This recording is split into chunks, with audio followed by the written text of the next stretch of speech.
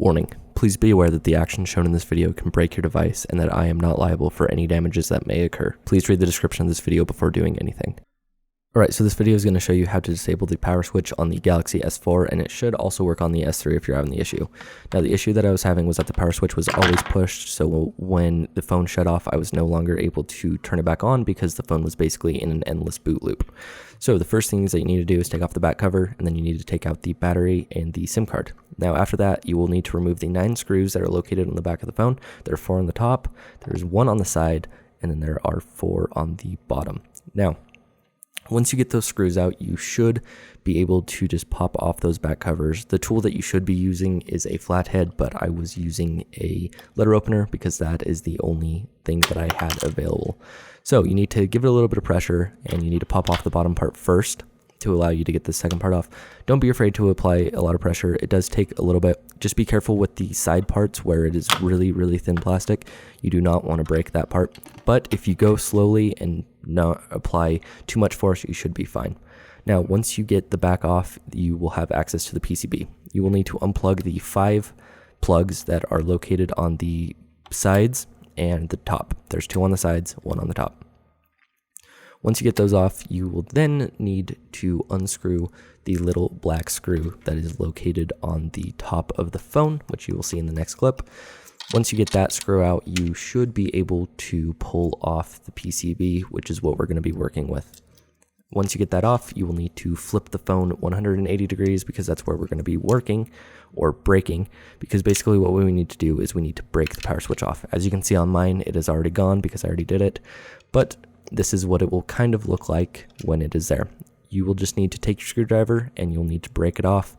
Now, it should come off fairly easy. It is just soldered on there, but it may require some force. Just try not to break the PCB, just try to break the switch off.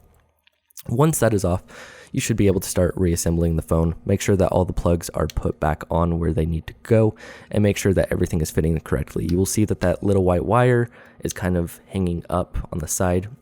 I would recommend unplugging that when you do it, so you don't have any issues. But if you don't, make sure that it is under the PCB when you put it back down, because if you don't, it will end up causing the case to not be able to go back on. Make sure you screw in the little black screw, because it sucks to have to tear apart the phone to do it again, and then put the plastic cover back on. I didn't put the button back in because there wasn't any use for it, so there's just a blank hole now. After that, you can just reassemble the phone with all the screws and then put in the SIM card, which will be the last step before inserting the battery. Alright, so I am now going to show you how to start the phone. This is the way that I have to do it. I've been able to start it no other way than this, but it works.